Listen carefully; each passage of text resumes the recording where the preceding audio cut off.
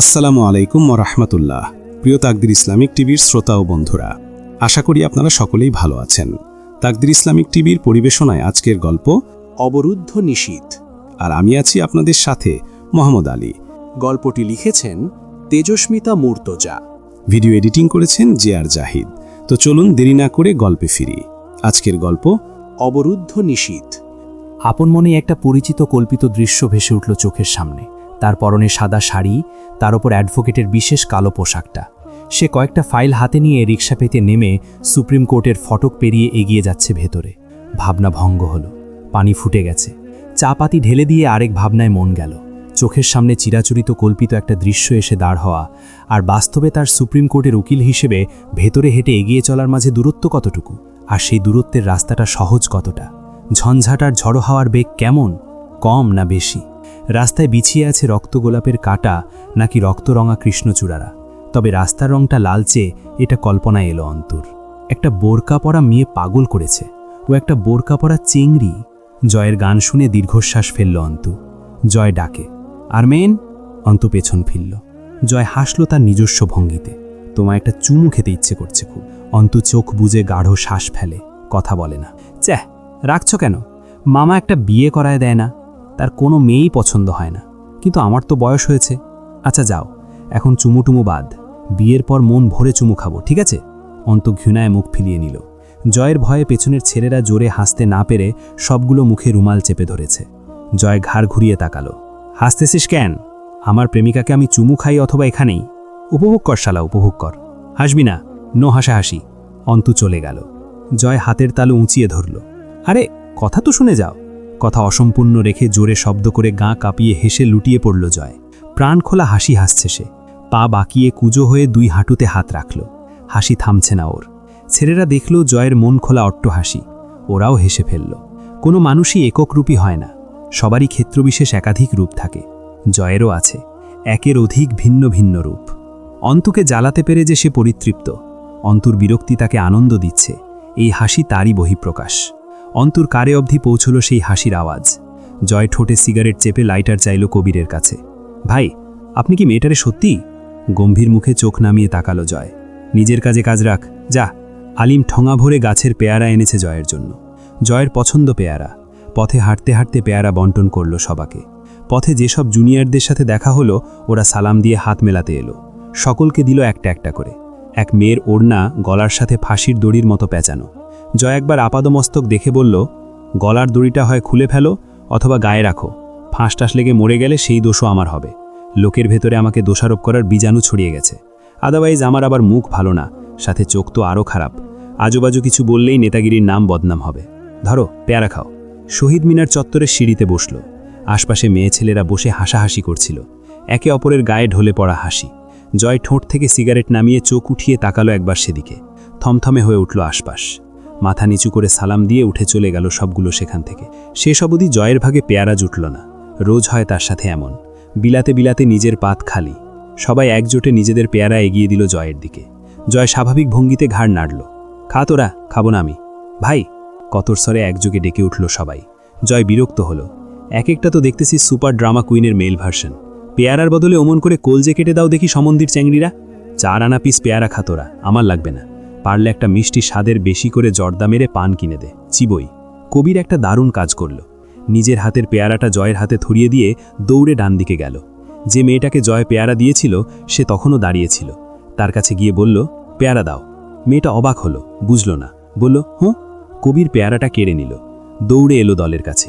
কিছুক্ষণ কেউ মুখ বন্ধ করল না, কথা বলল না। খানিক সময় যেতেই সবগুলো হু হা করে হেসে উঠল। রাহাত কাঁধ থাপড়ায় কবিরের। মামা, কি কামড়া করলি? কেড়ে নিয়ে চলে এলি? ভাই, তোকে আমি এবছরের শ্রেষ্ঠ পেয়ারা ফেরত অ্যাওয়ার্ড দেব। সাথে থাকবে 2 বালতি পেয়ারা ভাজি এবং পেয়ারার হালুয়া। কবির গম্ভীর মুখে বলল, ভাই, একটা ডাউট। আপনি আসলেই যদি মেয়েটাকে ভালো না বাসেন তাইলে? জয় চোখ তুলল। আমি যা বলি করি তা যে কোনো মেয়ে ভয় পেয়ে হোক আর ভালো লেগে সায় দিত, মিঠা কথা বলতো, আর চোখে তাকাতো, দেখতো আমায়, লজ্জা পেত। যে লজ্জায় লজ্জা না থাকে, আসলে নির্লজ্জতা। 2-1 দিন গেলে গা ঘেঁষত, এরপর আমার মনোযোগ পাওয়ার চেষ্টা করত। এসব যে কোনো মেয়েই করত, ভয়ই হোক অথবা ইচ্ছে করে। ওদেরকে জ্বালানোর কিছু নেই। সুতোনা টানতেই গায়ে আছড়ে পড়া খানকি সব। ওদের জ্বালালে বিরক্ত হতো ওরা, বা সেটা কি জ্বালানো হতো না নিজের ব্যক্তিত্ব আর পদের নাম বিসর্জন দেয়া হতো? ঠিক কথা ভাই। ভার্সিটি ক্যাম্পাস ফাঁকা প্রায়। জয় সিগারেটে টান দিল আর একটা। আরমিন সেরকম? না ভাই, আমার আচরণ, কাছে যাওয়া, কথা বলা সবেতে ওর গা চিটমিট করে ওঠে। ঠিক যেমন ধর ফুটন্ত বালুতে মুড়ির চাউজ এরকম। আর এখানেই মজাটা। তুই জানিস না, আমি ওর সামনে গেলে ও ঠিক কতটা অস্বস্তি আর ঘৃণা নিয়ে আমার সামনে দাঁড়িয়ে থাকে। ধরে নে একটা আজাব আমি ওর কাছে। আসলে ওকে বিরক্ত করার ইন্টারেস্টটা এখানেই। কিন্তু ভাই, জয় হাসল। রাহাত, ছাড় দেয়া আর ছেড়ে দেয়াকে গুলিয়ে ফেলিস না বাপ। ছাড় দিয়ে রেখেছি, সুতো আমার হাতে। সুতো জড়াতে শুরু করলে হুড়মুড়িয়ে এসে আমার খপ্পরে পড়বে। ও আমাকে চ্যালেঞ্জও করেছে জানিস। আর কাউকে কিছু বলতে দিল না। কবিরের দিকে তাকালো। এই অমলেট, গিটার দে আমার। ওর কোলে গিটার তুলে দিল কবির। তাতে টুংটাং সুর তুলে বজ্রকণ্ঠে গলা ছেড়ে চেঁচিয়ে গেয়ে উঠল, ধরো কলকি মারো টান, গাঞ্জা বাবার আসে কান, মইরা গেলে সঙ্গে কিছুই যাবে না। গা দুলিয়ে হেসে ফেলল নিজেই। ছেলেদের অবস্থাও বেকায়দা। জয় গিটার নামিয়ে রেখে সিঁড়ির দিকে ঝুঁকে বসল। গা কাঁপিয়ে হাসছে, হাসির দমকে শরীর দুলছে তার। ছেলেরা ভীষণ ভক্ত জয়ের। নেতা নেতা ভাব, সভ্যতার বড় অভাব। সামনে দিয়ে একটা ছেলে হেঁটে যাচ্ছিল। জয় ডাকল, এই শোন, এদিকে আয়। ছেলেটা এসে দাঁড়ালো। জয় আগাগোড়া চোখ ওপর নিচ করে দেখল একবার। প্রশ্ন করল, নাচতে পারিস? ছেলেটা বোকার মতো চেয়ে আছে। জয় বিরক্ত হল। নাচতে পারিস নাকি? ছেলেটা না বুঝেই বোধহয় ঘাড় নাড়ল। জয় জিজ্ঞেস করল, কি কি নাচ পারিস? কথা শেষ করে কবিরের দিকে কাঁধ ঝুঁকিয়ে চিবোতে চিবোতে বলল, আজকাল খুব সুরসুরি টের পাচ্ছি ভেতরে। আগুন বেড়ে গেছে। কবির অদ্ভুত হাসল। ভাই, কি কন না কন, দিনের বেলায় কেমনে কি? রাতে একটা ব্যবস্থা হবে না হয়? ভ্রু জড়ালো জয়। দিনের বেলায় সুরসুরি ওঠা যাবে না নাকি? এখন বুঝতেছি মানুষ বিয়ে কেন করে। দিন হোক বা রাত, যখন তখন, ফুল টাইম। কিন্তু ভাই, আপনিও জীবনে বিয়ে শাদী করবেন? মানে আপনার হাবভাব দেখে কিন্তু কোনোদিন মনে হয় না যে আপনি বিয়ে করবেন। কথা খারাপ বলিসনি তুই। আমিও ভাবছি কয়দিন ধরে তোকে একটা বিয়ে দেব। এরপর বউটাকে আমি আর তুই ভাগ করে নেব। ভাগাভাগি এক মহৎ মানসিকতার পরিচয়। সবে মিলে করি কাজ, হারি জিতি নাহি লাজ। সপ্তাহে 3 দিন তোর, 3 দিন আমার, বাকি শুক্রবারটা আমার বোনাস। রাহাত হেসে গড়াগড়ি খায়। ভাই, বউ ওর, কিন্তু বোনাস আপনি কেন পাবেন? বিয়ে কে দেবে হে শালা? যেই ফকিরের শিরনি খাও সেই ফকির চেনো না? তোর মনে হয় কবিরের জীবনে বিয়ে হবে আমি না সুপারিশ করলে? কিন্তু ভাই, আপনি বিয়ে কেন করবেন না? জয় পেয়ারাতে কামড় দিল। পুরুষ 2 প্রকারের, এক বিবাহিত, 2 জীবিত। তবে বেশি দিন বেঁচে থাকা ঠিক না। বেঁচে থাকার কোনো টেস্ট নেই। থু, তার মানে পুরুষ বিয়ে করলে বেঁচে থাকে না? জয় মাথা নাড়ল। চান্সই নেই। নজর ঘুরিয়ে সামনে দাঁড়ানো ছেলেটাকে বলল, একটা জম্পেশ বেলি ডান্স দে তো। নাচ। কবির ফিসফিস করল, ভাই, ও তো ব্যাটা মানুষ, ওর বেলি ডান্সে আপনার আগুন কেমনে নিবব? ঠোঁট থেকে সিগারেট নামিয়ে জয় ছেলেটার দিকে অতিষ্ঠ নজরে তাকিয়ে আঙ্গুলে তুড়ি বাজিয়ে তীব্র বিরক্তি নিয়ে সামনের রাস্তার দিকে আঙ্গুল ইশারা করল। যা, ভাগ এখান থেকে, যা, সামনে থেকে সর। শোন, আবার যাইয়া উপর মহলে কমপ্লেইন করবি না। এটা র্যাগ না রে পাগলা, আমার ভালোবাসা। আমি আসি কিছুদিন, আর বদনাম ভাল লাগে না আজকাল। বয়স হচ্ছে তো। প্রফেসর এদিকেই এগিয়ে আসছেন। জয় উঠে দাঁড়িয়ে আরেকটা লম্বা টান দিল সিগারেটে। স্যার যখন একদম সামনে এসে দাঁড়ালো, তার মুখের সামনে একবার ধোঁয়া ছেড়ে তারপর তা মাটিতে ফেলে জুতো দিয়ে চেপে দাঁড়িয়ে সালাম দিল। সালাম স্যার। কি অবস্থা? তোমার কি অবস্থা? হাত দুটো মাথার ওপর তুলে অলস ভঙ্গিতে বলল জয়। বিন্দাস চলছে। নাক কুচকালেন প্রফেসর। কি করছো আজকাল? যা করছি আপনি স্যার মানুষ, বলা ঠিক হবে না। আপনাদের একটা ইজ্জত আছে না? এত রং তামাশা আর ভালো থাকা থাকি আসে কোত্থেকে? মাথার ওপর থেকে হাত নামালো জয়। ভালো থাকা একটা পেশা স্যার। পেশা? প্রফেসর স্যার কপাল কুচকালেন। মাথা নাড়ল জয়। জি স্যার, পেশা। তাই নাকি? স্যার রেগে যাচ্ছেন। জয় তাতে লম্বা হাসল। স্যার, এই পেশায় দরকার যা ইচ্ছে তা করার ক্ষমতা আর মন মানসিকতা। যখন যা ভালো লাগবে, যাতে আনন্দ আর মজা পাওয়া যাবে তা করার সাহস এবং পাওয়ারটুকু থাকলে অলওয়েজ ভালো থাকা যায়। সেটা খারাপ অথবা ভালো এই চিন্তা করলে আপনি এই পেশার যোগ্য না। তাইলে আপনাকে ওই মাল গিলে ডিপ্রেশন কাটাতে হবে। তোমার কাছে এই পেশা আছে বলে তুমি মাল গেলো না, সিগারেট টানো না। ওটা তো ইস্টাকিল স্যার। জোয়ান ছেলে পেলে আমরা। রাত হলে 2-1 প্যাক মাল পেটে না ফেললে চলে। এবার চূড়ান্ত রাগলেন স্যার। বজ্জাত ছেলে, তোমার সাথে কথা বলাই তো উচিত হয়নি আমার। এমন ভাব করছেন যেন আজকেই প্রথম অনুচিত কোনো কাজ এবং শব্দের সাথে পরিচয় হলো আপনার। দিনে কয়টা উচিত কাজ করেন? যেসব কাজ করেন আপনি, আমি অত খারাপও না। মুখ খুলায়েন না স্যার, বদনাম করছেন মুখের উপর। এদিক ওদিক তাকাচ্ছে আর কথা বলছে জয়। এটা তার উল্লেখযোগ্য বৈশিষ্ট্য। কোনো সময় চোখের চাহনি এবং ঘাড় স্থির থাকে না, পাখির মতো তাকিতুকি চলতে থাকে। প্রফেসর জিজ্ঞেস করলেন, কবে এসেছো ঢাকা থেকে? আবার ঢাকা ফেরার সময় হয়ে এলো। আপনি আসার কথা বলছেন, পরীক্ষা কবে? পরশুদিন যাব। পাখিদের মতো চোখের চাহনি এবং ঘাড়টা সর্বক্ষণ ছটফটে চঞ্চল বেপরোয়া জয়ের। প্রফেসর বললেন, ভালো হও, বখাটে হচ্ছ দিন দিন। তাইলে একটা বিয়ে দিয়ে দেন, তাইলে ভালো হয়ে যাই। তোমাকে মেয়ে দেবে কে? এমন বাপ নেই দেশে আমার জানা মতে। দিনকে দিন যা হাবাতে হচ্ছ, 1 নম্বরে ম্যানার্সলেস তুমি। জয় সোজা হয়ে দাঁড়ালো, নাক শিউড়ালো। দিলেন তো মুটটার আব্বা আম্মা করে। ম্যানার্স কি জিনিস? What is manners? সেটা খায় না গায়ে মাঠে। ম্যানার্স আর আমি একসাথে। এই অসম্ভব বাক্যটারে উচ্চারণ করার খুব দরকার ছিল আপনার এই মুহূর্তে। যান যান, কোথায় যাচ্ছিলেন যান। আপনার উদ্দেশ্যে সম্মান দেখিয়ে আবার সিগারেটটা ফেলে দিলাম। 18 টাকা একটা সিগারেটের দাম। গম্ভীর মুখে তাকালেন স্যার। শুধরাবে না। এগিয়ে গেলেন প্রফেসর। জয় অনমনে বলল, শুধরালে কি আপনার মেয়ে বিয়ে দেবেন আমার সাথে? পেছন ফিরলেন স্যার। কচু দেব। জয় স্যান্ডেলের ফিতা লাগাতে লাগাতে মুখ না তুলেই বলল, লাগবে না, ওটা আপনিই জুস করে খাইয়েন, পেট কমবে। আমার অ্যালার্জি আছে, গা চুলকায়। স্যার কপালে হাত ঠুকলেন। কবির জিজ্ঞেস করলো, কি করবেন ভাই এখন? তুলির শ্বশুরবাড়ি যাব, কোয়েলকে আনতে যাব। সীমান্ত শালার চুলকানি বাড়ছে, ভালো একটা মলম কিনে নিয়ে গিয়ে একটু লাগিয়ে দিয়ে আসি। জনসেবা করাই তো কাম আমার। ভাই মাইরেন না ওরে, সামনে কিন্তু নির্বাচন। হামজা ভাই জানলে আমি শেষ। নতুন একটা বাছাই অনুষ্ঠিত হবে আবার, কিন্তু জয় তাতে অংশগ্রহণ করবে না। হামজা জয়কে বলেছিল, আমার পদটা তুই নে, নমিনেশন পাইয়ে দেব আমি। জয় জানিয়েছে, শখ নেই, এই পদই ভারী পড়তেছে আমার উপর, এইটাই কখন জানি অন্য কারো ঘাড়ে চাপায়ে দেব নে। মালটাল খেয়েছিস? মাথা ঠিক আছে? পদ কি মুড়ির মোয়া তোর কাছে? ভাই, ভালো হওয়া সহজ কাম ঠিক ততটাই কঠিন হলো ভালো হওয়ার নাটক করাটা, যেটা আমাকে ছাত্রনেতা হিসেবে প্রতি মুহূর্তে করতে হচ্ছে। কোনো রকম অসভ্যতা, অশালীনতা, উচ্ছৃঙ্খলতা চলবে না। শালা মার্কা কথা একখান। কেন বাল, আমি যদি আসলে ভালো না হই তাইলে আমি নাটক করব কে? তাও আবার বিনা পয়সায়। আমি ভালো না, তবুও মানুষের মনোরঞ্জনের জন্য নাটক করতে হবে। যাত্রাপাড়ার জোকার আমি। এসব ভারী নাম, ভালো মানুষের পদক, কর্তব্য পরায়ণতা, এসবে গা চুলকানি আছে আমার। তবুও শুধু রয়ে গেছি ক্ষমতা হাতে রাখার জন্যে, নয়তো এই বালের পদ আমার সাথে যায় না, তুমিও জানো। হামজা গম্ভীর চোখে তাকালো। হামজার চোখের মনি আলকাতরার মতো কালো রঙা, তাতে যেন চোখের দৃষ্টি আরও সুচালো লাগে দেখতে। জয় বোঝানোর মতো করে বলল, ছ্যাঃ, আমার কথা বোঝার চেষ্টা করেন না কে বাল। আমি আমার স্বাধীনতা হারায় ফেলছি এই দায়িত্ব পালনে। নেতার মেলা গুণ থাকা লাগে, আমার নাই। প্রতিদিন আর্মিন আমার সাথে যা করে যাচ্ছে, তুমিই কও কেন সহ্য করতে হইতেছে? আমি চাইলেও কোষে 4টে থাপ্পড় লাগায় কানে ঝিঝি ডাকাতে পারি না, মন ভরে বকতে পারি না শালিরে, কারণ আমি ছাত্রদলের লিডার, চ্যাটের বাল আমার। হামজা এ ব্যাপারে কিছু বলল না, সতর্ক করল, বাড়ি থেকে বেল হবি না। হলে কি? হামজা শীতল চোখে তাকালো। এ কথার খেলাফি হলে নিজের হাতে হাঁটুর হাড় ভাঙবো আমি। মাঝারের ছেলেরা 3 বেলা নজর রাখছে বাড়ির ওপর।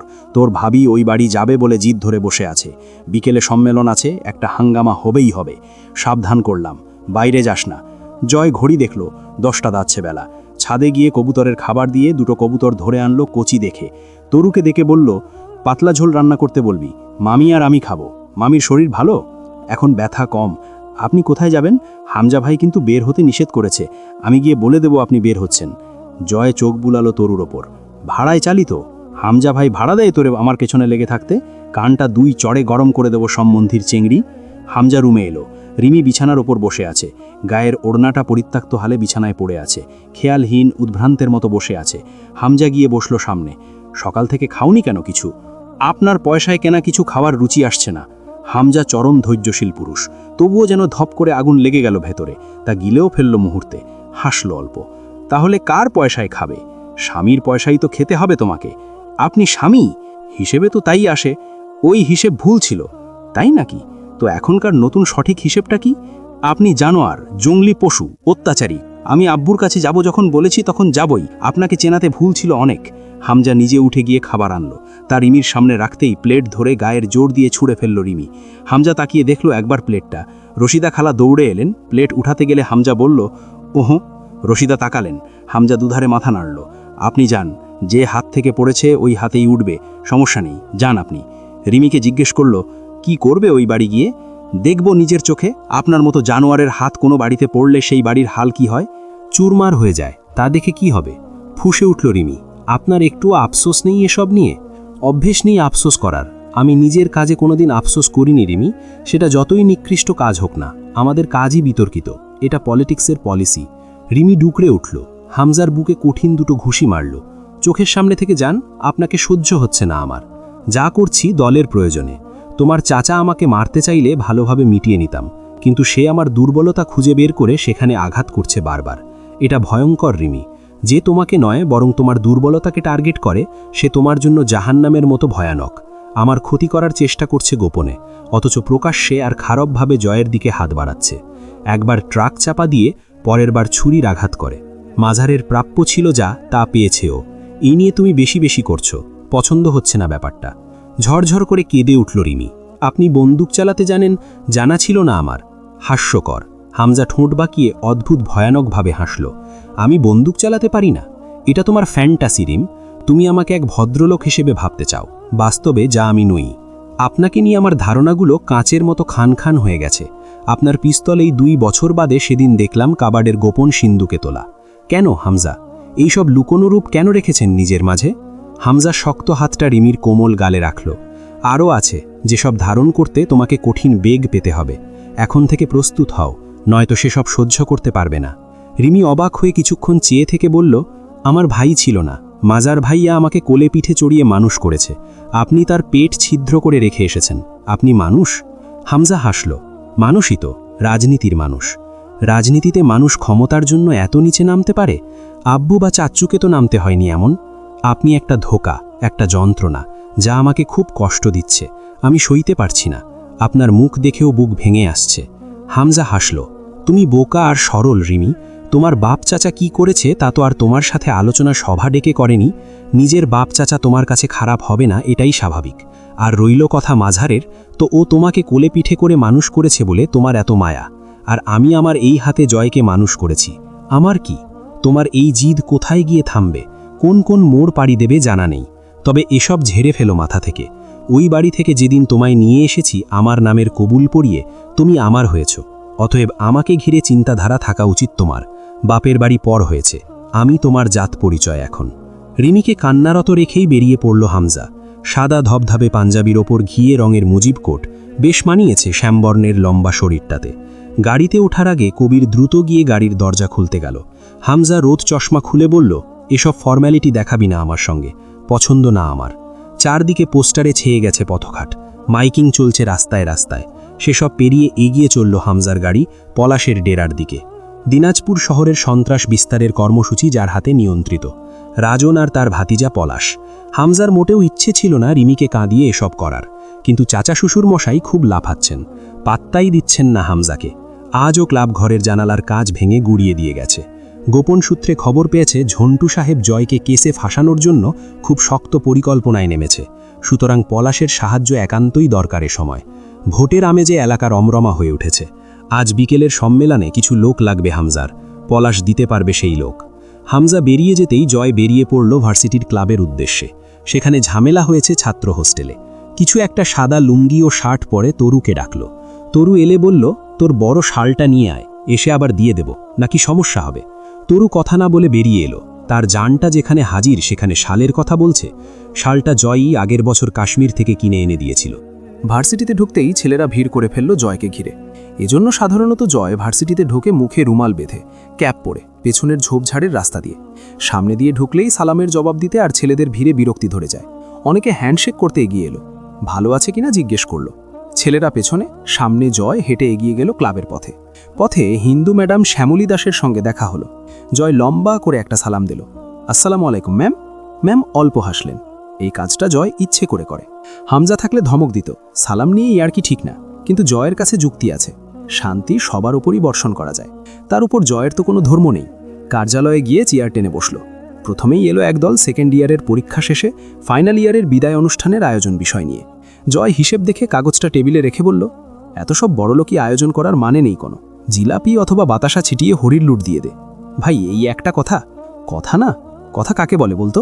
মনের ভাব প্রকাশ করতে যে ধ্বনি বা আওয়াজ গলা দিয়ে বেরোয় সেটাই ভাষা বা কথা। সেই হিসেবে আমারটা কথা ছিল না। কপাল চাপড়ালো ওরা সব। বোঝা গেল জয় এ ব্যাপারে আর কথা বলতে আগ্রহী নয়। তার সিদ্ধান্ত চূড়ান্ত। মজার ছলে আন্তরিক কথা আর আন্তরিক স্বরে বানোয়াট ভণ্ডামি করা লোক সে। পেপারওয়েট নিয়ে খেলতে খেলতে বলল, হোস্টেলে কি হয়েছে? একজন বলল, ভাই ভার্সিটিতে গতদিন বিকেলে আপনাকে নিয়ে বিতর্ক লেগেছিল। আপনি নাকি সেকেন্ড ইয়ারের একটা মেয়েকে হ্যারাস করছেন। মেয়েটা কমপ্লেন করেছে সাধারণ সম্পাদক মুকুলের কাছে। আপনার বিরুদ্ধে অভিযোগ করেছে আপনি ওকে বাজেভাবে ডিস্টার্ব করেন ভার্সিটিতে আসলে। সাথে থেমে গেল ছেলেটা। বাকিটা বলতে ভয়। জয় হেসে ফেলল নিঃশব্দে। চেয়ারে হেলান দিয়ে চোখ বুঝল ছাদের দিকে মুখ তুলে। বিড়বিড় করল, আরমিন আরমিন আরমিন, কি যে করো তুমি! এই তো খেয়াল থেকে বের হয়ে যাচ্ছ, আবার ঠিক কোনো না কোনো বেয়াদবি করে আগুন জ্বালাচ্ছ ভেতরে। চোখ খুলল। সাথে, তীরে থামলি কেন? শুনছি বলে যা, থামিস না। ছেলেটার মুখ শুকনো। জয় সোজা হয়ে বসল। বিক্ষোভ চলছে এই নিয়ে, তাই তো? তোমাদের কি মনে হয় এতে আমার পদত্যাগ বাড়াতে পারবে তো? এরকম এই নীরব বিক্ষোভ করছে সবগুলো, মহিলা মানুষের মতো পেছনে লুকিয়ে। ছ্যা, শালারা হিজড়ার বংশ সব। এদের দিয়ে আদৌ সমাজে সাম্যবাদ প্রতিষ্ঠা হবে? এই যে গেট দিয়ে ঢুকলাম, একটা খোয়া পর্যন্ত ছুড়ল না কেউ। বিদ্রোহ সংগ্রাম পারে না এরা, অথচ ছাত্র রাজনীতিতে আছে। লজ্জাজনক।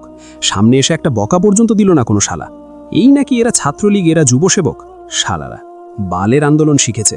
আমি হামজা ভাইকে মানাতে পারছি না পদত্যাগের জন্য, কত দুঃখে আছি। অজান্তে হলেও আমার পদত্যাগ করিয়ে একটা উপকার করতে পারত বেটা শালারা। খাস মনে দোয়া দিতাম। সবার মুখে আতঙ্ক ছেয়ে গেল। জয় আমির পদত্যাগ করতে চায়। এই লোক মজার ছলে কঠিন সত্যি কথা বলে। জয় ডাকল, সেজান, কাল সকালে ওদের কার্যালয়ে আনবি। আন্দোলন শেখাবো, অন্যায়ের বিরুদ্ধে রুখে দাঁড়ানো শেখাবো। যা। সকলে হাহাকার করল। ভাই আপনি কি পদত্যাগ করতে চান? মানে? পেপার ওয়েট হাতে তুলে উঠে দাঁড়ালো জয়। রাহাতকে বলল, আগামীকাল একটা সম্মেলন ডাক, সকলে যেন উপস্থিত থাকে। কাল না হলে পরে কিন্তু দেরি হবে। কাল রাতে গাড়ি আমার, ঢাকা থেকে ফিরতে দেরি হবে কয়েকদিন। বেশ বহুদিন পর জয়কে কার্যালয়ে পাওয়া গেল সেদিন। রাজনৈতিক কর্মীর মতো সাদা ভদ্র পাঞ্জাবিতে নয়, জয় আমিরকে দেখা যায় তার চিরচেনা ভূষণে। লম্বা শরীরে সাদা ধবধবে থানের লুঙ্গি, একটা শার্ট, তার উপর শাল জড়ানো, পায়ে চামড়ার স্যান্ডেল, তার বেল্ট খোলা। প্রয়োজন মতো ক্ষেত্রবিশেষ বদমাশ রসিক জয় আমিরের চেহারায় ফুটে ওঠে গম্ভীর এক নেতৃত্ববোধ।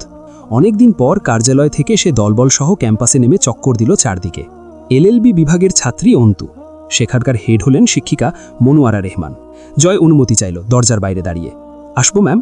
এসো। ম্যাম কিছু লিখছেন। জয় সালাম দিয়ে দাঁড়িয়ে থাকলো কয়েক মুহূর্ত। পরে বলল, বসতে বলবেন না ম্যাম? চশমার ফাঁক দিয়ে আর চোখে তাকিয়ে ইশারা করলেন ম্যাম। বসল জয়। কেন ডেকেছেন? নাস্তা এনেছেন ভালো কিছু? আপনার হাতের পাটিসাপটা খাই না কতদিন, ভেবেই খিদে লাগছে। পানি আছে ম্যাম? দুটো ঘুমের ওষুধ খাবো। আমার আবার ঘুমের ওষুধ পেটে পড়ার পর কাজ শুরু হতে দেরি হয়। এখন খেলে তবে বাড়ি গিয়ে ঘুমিয়ে পড়তে পারবো। মনোয়ারা ধমক দিলেন, শাট আপ, চুপ করে বসো। জয় ঠোঁটে আঙুল ঠেকালো। ওকে, কিন্তু শুধু চুপ করতে বললেই হতো, বসে তো আমি আছি। মনোয়ারা কটমটিয়ে তাকালেন। জয় হাতের পেপারওয়েটটা টেবিলে ঘুরিয়ে খেলছে, ঠোঁটে বাচ্চাদের মতো দুষ্টু হাসি। মনোয়ারা দীর্ঘশ্বাস ফেললেন।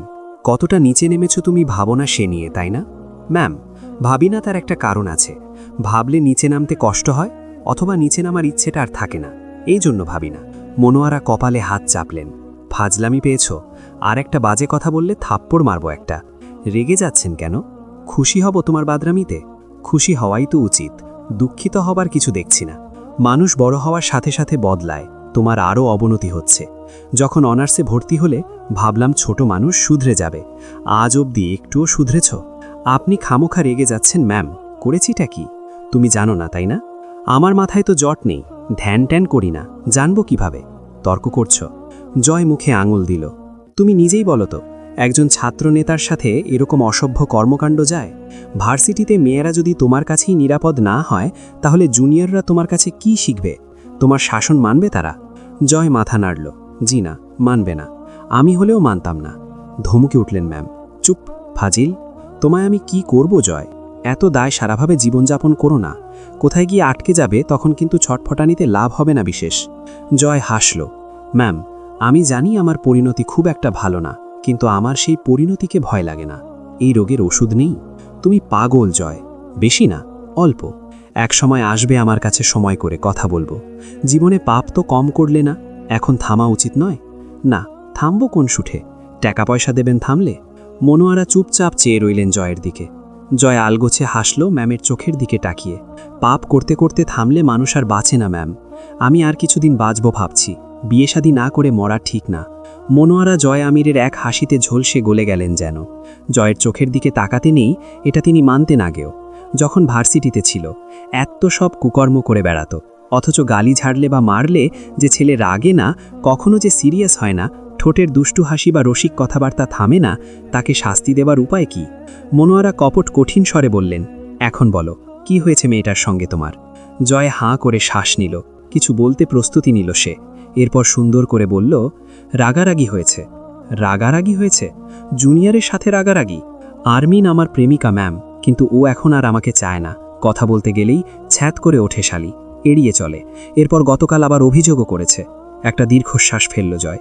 এখন আপনি যদি গিয়ে ওকে এই কথা জিজ্ঞেস করেন, ও এটাও স্বীকার করবে না যে ও আমার প্রেমিকা। তাজ্জব বনে গেলেন মনোয়ারা। তোমার প্রেমিকা? তোমার মতো ক্যাঙ্গারুর প্রেমিকা? এসবও বিশ্বাস করতে হবে? কেন বিশ্বাস করতে পারছেন না? মনোয়ারা চুপচাপ জয়ের দিকে তাকিয়ে রইলেন। এরপর না চাইতেই আচমকা হেসে ফেললেন মনোয়ারা। তুমি কি ভাবো আমায়? আমি জানি না তোমায়? জয় হাসল। কি জানেন? মনোয়ারা গম্ভীর হওয়ার চেষ্টা করলেন, অথচ লাভ নেই। তাই তিনি কৌশলে বোঝানোর চেষ্টা করলেন বেপরোয়া ষাঁড়টাকে, আর জ্বালাবে না মেয়েটাকে। তোমার নিজের রেপুটেশন খারাপ হয়, এই খাতিরেও তো বদমাশি ছাড়তে পারো। জয় বোঝানোর চেষ্টা করল, সত্যিই ও আমার গার্লফ্রেন্ড ম্যাম। মনোয়ারা কঠিন হতে গিয়েও হাসলেন। Get out! কান ধরে দাঁড় করিয়ে রাখবো এবার। বের হও আমার রুম থেকে। জয় বাইরে বেরিয়ে এলো হাসতে হাসতে ম্যামের কক্ষ থেকে। আপন মনেই বলল, আরমিন, কেন যে এত সহজভাবে নাও আমায় তুমি? কেন? ওয়াই?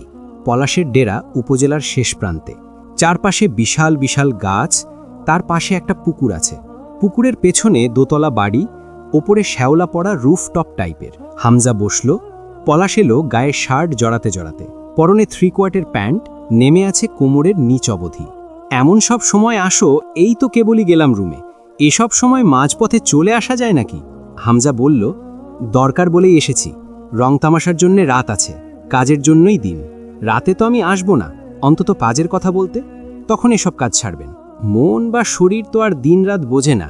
হোটেলে গেছিলি? ওখানে পাইনি বলেই এখানে এসেছি। দুহাত একত্র করে ঝুঁকে বসল হামজা। মাঝারের খবর পেয়েছেন? কাজটা ঠিক করো নাই। বহুত হাঙ্গামা সইতে হবে এর বদলে। অলরেডি কিছু একটা হইছে বলেই আসছো, ঠিক বলছি না? না, ঠিক বলেননি। তেমন কিছুই হয়নি, তবে হবে বলে আশঙ্কা করছি। আপনি আবার মাঝারকে সাহায্য করছেন না তো? আরে না, আমার কাছে আসে, বসে, দু একটা ফুঁক মারে চলে যায়। অবাস্তব পেট বানানো কথা শুনতে এখানে আসেনি পলাশ ভাই। বাজে কথা রেখে সোজা কথায় আসুন। তো তুই কি চাস আমার কাছে? তোর শত্রুগুলোরে আমার শত্রু বানায় ফেলি। এখানে বসে ব্যবসা কারবার চালাতে গেলে দিনাজপুরের সব রাজনীতিবিদকেই দরকার আমার। আমার কারবারের কাছে আমি আপোষ করি না, জানিস তো তুই। হামজার জন্য নাশতা এলো। পলাশ খেতে ইশারা করল। হামজা তা উপেক্ষা করে বলল, আজ যদি মাঝারের লোক কোনো হাঙ্গামা করে, আপনার কারবারেও ভাটা পড়বে। এখানে বসে কলকাঠি নাড়ার সুযোগ আমি দেব না বোধহয় আর। আরে, কথা কোন দিক থেকে কোন দিক নিয়ে যাচ্ছ? আমি শুধু কারোর সাথে সম্পর্ক নষ্ট করতে চাই না, আর এইটাও চাই তুমি আর মাঝার এক হও। যেহেতু আমারও তোমাদের প্রয়োজন, তোমাদেরও আমাকে। অথচ দুজন এক হইতে পারো না, মাঝে পিষে মরতেছি আমি। অথচ মেয়র হচ্ছি আমি। মাঝারের গোষ্ঠীশুদ্ধ রাজনীতি থেকে উপড়ে ফেলব, তাহলে ওদের সাথে আপনার সম্পর্ক রাখার বিশেষ দরকার হবে বলে মনে হয় না। পলাশ সিগারেট ধরিয়ে ঠোঁটে চেপে বলল, চা ঠান্ডা হয়ে যাচ্ছে। সোফার ওপর শরীরের ভার ছেড়ে বসল। হামজা শুনল না বোধহয় সেই কথা, সোজা সাপটা বলল, আজ যদি সম্মেলনে যদি একটা আওয়াজও আসে ওদের, সামান্য পরিবেশ নষ্ট হলেও আপনার ধান্দার শিকড় এক টানে উপড়ে তুলে ফেলে দেব আমি। মাঝার ঢাকায় চিকিৎসারত, ওর ছেলেরা আতঙ্কগ্রস্ত। অথচ আমি জানি আপনার লোকজন মাঝারের হয়ে ক্লাবে প্রতিদিন গন্ডগোল করতে যাচ্ছে। আপনি ওদের নিষেধ করবেন। পলাশ চুপচাপ তাকিয়ে রইল একটু হামজার দিকে, পরে গম্ভীর হলো। আমি ওদের যেতে বলিনি, আমিও আমার ছেলেদের যেতে বলবো না। ওরা নিজেরাই দড়ি ছিঁড়তে খুব ওস্তাদ। আর জয়কে তো চেনেন, এত হাইপার হয়ে এই লাইনে টিকবি কেমনে? তুই শান্তিপূর্ণভাবে কাজ করেই এত তাড়াতাড়ি এইখানে আসছো। এখন আমি যা বলি মন দিয়ে শোনো। সংক্ষেপে শেষ করুন, সময় কম হাতে। জয় কোথায় এখন? বাড়িতে। কথাটা মুখে বললেও মনের ভেতরে খট করে উঠল হামজার। যে ডান পিঠে ছেলে আসলেই বাড়িতে আছে তো? রাগে শরীরের লোম দাঁড়িয়ে গেল হামজার। সবকিছু অসহ্য লাগছে কেন জানি। পলাশ বলল, জয় তোর সাধের গোয়ালের পাগলা ষাঁড়। ওরে তুই ভালো শক্ত দড়িতে আটকাস নাই কোনোদিন, এই জন্য ভুগবি খুব। যতই গুছায় রাখতে চাও আব্বা, গোয়ালটারে পাগলা ষাঁড়টা যতদিন খোলা আছে, তোমার দুর্ভোগের শেষ থাকার কথা না। নির্বাচনের আগে যে কামটা করছিস তুমি, আমি খালি ভাবতেছি ওরা এখনো কেস ফাইল করে নাই কেন তোর নামে। সাবধান থাক, ঝড়ের আগে নীরবতা বলেও একটা কথা আছে। ঝুন্টু সাহেব ছেলে নিয়ে ব্যস্ত, চিন্তিত, কিন্তু মাঝার সুস্থ হোক ফিরে আসুক, খেলার দিন গেল না আসতেছে, নির্বাচন ক্যান্সেল করছিস, ছেলেটারে অধওয়ারা করছিস মেরে, এই সময় ঠিক না এসব। হামজা চুপচাপ শুনল, পরে জিজ্ঞেস করল, রাজন মামা আসবে কবে? সিগারেট ফেলে দিয়ে বলল পলাশ, রাজধানীর ব্যস্ততা মেলা, ঠিক নেই কবে আসে এক ঝলক। আর কিছু বলতে চাচ্ছিলেন, মুখের ভেতরে না রেখে বলে ফেলুন। হামজার কথায় হেসে ফেলল পলাশ, তোরে আমার খুব ভাল লাগে হামজা, একদম সফল গ্যাংস্টার তুই, তবে আমারে যে পদে পদে দরকার তোর, এইটা ভুলবি না। পলাশের চোখের রং ধূসর, ঠিক বিড়ালের মতো জলজল করে, হাসলে কেমন এক গা ছমছমে ভাব ছড়িয়ে পড়ে আশেপাশে। চেহারাটা অন্যরকম দেখতে, ভ্রুয়ের মাঝখানে ফাঁকা নেই, জোর ভ্রু, খাড়া নাকের ডগায় শুকনো বিভাজনের কারণে নাকটা অদ্ভুত লাগে দেখতে। কথা বলার সময় ঠোঁটে একটা প্যাচপ্যাচে হাসি লেপটে থাকে। এই হাসি দিয়েই দিনাজপুরের কালোবাজার জমজমাট জ্বলছে পলাশের হাতে। হামজা বেরিয়ে এলো, তার মন অশান্ত হয়ে আছে। অস্থির হাতে ফোন করল বেশ কয়েকবার জয়কে। জয় প্রতিটা কল গুনে গুনে কেটে দিল। ফোন ভাইব্রেট হলো হামজার। রিপন কল করেছে। মিনিট চারেকের মতো শুধু বলল ওপাশ থেকে। হামজা শুনল, মাথায় রক্ত উঠে গেল। সোজা গাড়িতে উঠল বাড়ির উদ্দেশ্যে। তরু অসময়ে হামজাকে দেখে চমকালো। হামজা রাগে না, খুব শান্ত মানুষ। রাগলে মানুষ থাকে না, এটাও সত্য। জয়, জয় কই? তরু কথা বলল না, মাথা নত তার, হাত পা শিরশির করছে। তরুর নীরবতা হামজাকে ক্ষুব্ধ করে তুলল। হাতের ফোনটা একা ছাড়ে 4 খণ্ড করল, বুকে ওঠে। জানোয়ারের বাচ্চা, বেরিয়ে গেছে। বললাম বাইরে পরিস্থিতি খারাপ, বের হোস না। বের হইছে, আবার ভার্সিটিতে গিয়ে অকামো করা সারা। তোরা কেউ দেখিসনি যখন বের হইছে? দেখিসনি? তরু ঠকঠক করে কেঁপে উঠল। দৌড়ে এলো সকলে। সবগুলা ভেড়াচ্চুদা এক একটা নাকে তেল মেরে ঘুমাও। ওই শুয়োরের বাচ্চা আজ বাড়ি আসলে ডাইনিং টেবিলের উপরে থাকা জগটা এক বাড়িতে মেঝেতে ফেলল। ঝনঝন করে গুঁড়ো হয়ে গেল সেটা। হুমায়ুন পাটোয়ারি এগিয়ে এলেন। কি হইছে? খেপছিস কেন? জয় বাচ্চা ছেলে, ওরে নিয়ে এত ভয় পাওয়া লাগবে? কি শুরু করছিস? তুলি বের হয়ে এলো। তোমার ছেলে কি মানুষ আব্বু? কোয়েলকে আনতে যাবার কথা ছিল, জয় সেখানে গেছে হয়তো। হামজা তাকালো তুলির দিকে। তুলি চুপ করে গেল। হামজার চোখ দিয়ে রক্ত ছুটে বের হচ্ছে। চোখ বুজে খেপে যাওয়া গোখরা সাপার মতো ফসফস করে শ্বাস নিল নিজেকে শান্ত করতে। সোফার পাশে হাতের ডান সাইডে কাউচের ওপর জয়ের হেডফোন পড়ে আছে। সেটা তুলে ছুঁড়ে মারল শূন্যে। সেটা গিয়ে দেয়ালে লেগে ভেঙে মেঝেতে ছড়িয়ে পড়ল। হুমায়ুন পাটোয়ারি বললেন, তুই শান্ত হ, ওর কিচ্ছু হবে না। দাঁত আটকে বলল হামজা, আব্বু কথা কম বলেন আপনি। তুলি ভেতরে উঠে যা, যা। গর্জে উঠল হামজা। তুলি চোখ বুজে ফেলল সেই বজ্রকণ্ঠে, তবে নড়ল না। তরুর গা কেঁপে উঠল অজান্তেই। হাতের লোম দাঁড়িয়ে গেছে, শিউরে উঠল শরীরটা। বাইরের পরিস্থিতি সম্বন্ধে ধারণা আছে আপনার কোনো? ফোন লাগান, ফোন লাগান কুত্তার বাচ্চারে, জলদি জলদি করেন। ফোন কই আপনার? ফোন কই? হুমায়ুন পাটোয়ারি দৌড়ে গিয়ে ফোন আনলেন। ফোন করলেন জয়কে। জয় দুবার কেটে 3বারের বার রিসিভ করে। হামজা ফোন কানে ধরতে ধরতেই মারি পিষল। বান্দির বাচ্চা, কই মরতে গেছিস? আজ আমার সামনে আসলে তোর রুহুনা বের করে নিই আমি। হারামির বাচ্চা, শালা শুয়োর, কতবার নিষেধ করে গেছি আমি তোরে? 5 মিনিটের মধ্যে বাড়ি না আসলে খুন হয়ে যাবি আমার হাতে। জীবিত পুঁতে রাখবো একদম। কথা কানেও যায় না, মাথায়ও ঢোকে না। সেই মুহূর্তে ভেতরে ঢুকল জয়। তার কানে ফোন ধরা তখনও। হামজা ফোন নামিয়ে রেখে এগিয়ে গেল জয়ের দিকে। জয় এক লাফে সোফা টপকে ওপাশে গিয়ে দাঁড়ালো। ভাই থামেন বাল, আমি কিন্তু ছোট বাচ্চা না, কাজ ছিল, বের হয়েছিলাম। সবার সামনে মারলে বেইজ্জতি হবে আমার। হামজা তেড়ে ধরতে গেলে জয় ছিটকে দাঁড়ালো। আমারে কি তোমার ভুদাই মনে হয়? ওরা আসবে, আমার ক্ষতি করে চলে যাবে, আর আমি পেছন মারা খেয়ে চেগায় পড়ে থাকবো এখানে? হামজা নিয়ন্ত্রণ করতে গিয়েও পারল না, বিশ্রী ভাষায় বকল, আর একটা কেস যদি ভরে দেয় তোর পিছন দিয়ে, তারপর? এমনিতে কি চারদিকে প্যারার অভাব? কিসের সম্মেলন ডেকে এসেছিস কালকে? আর মাত্র 15 দিনও নেই নির্বাচনের। এই সময় তোকে টলারেট করব, নাকি যা যা ঝামেলা বেঁধে আছে চারদিকে আরও ঝেপে ঝেপে আসছে সেগুলো ট্যাকেল দেব? তোর ঝুন্টু আব্বা তোর নামে কটা রকমের কেস ফাইল করবে, তোরে ফাঁসির দড়িতে না ওড়নায় ঝুলাবে, আমার নির্বাচন চাঙে না মাচায় তুলবে সেই পরিকল্পনা আসছে। ভার্সিটিতে তোর বিপক্ষে আন্দোলন চলছে, নির্বাচনের দিন এগিয়ে আসছে। শুয়োরের বাচ্চা, এবার ভালো হ। চাপ নিতে নিতে আমার ধৈর্যে টান লাগলে সবগুলারে একসাথে কুচি কুচি করে কেটে পেট্রোল দিয়ে পুড়িয়ে দেব। একরকম কর্ম করে রাখো, তা সামাল দেওয়ার জন্য একা আমি? হুট করে হামজা রুখে গেল জয়ের দিকে। গায়ে হাত লাগার আগেই মাঝখানে তুলি এসে দাঁড়ালো। থাম, রাগ উঠলে পাগল হয়ে যাস নাকি? মানুষের চামড়া আছে তোর মাঝে, এই জন্যই তো ভাবি তোকে ঘৃণা করে। হামজা চোখ বুঝল। তুলি সরে যা সামনে থেকে, তোর গায়ে হাত দিতে চাচ্ছি না আমি। বেশিক্ষণ মনে রাখতে পারবো না তুই মেয়ে মানুষ।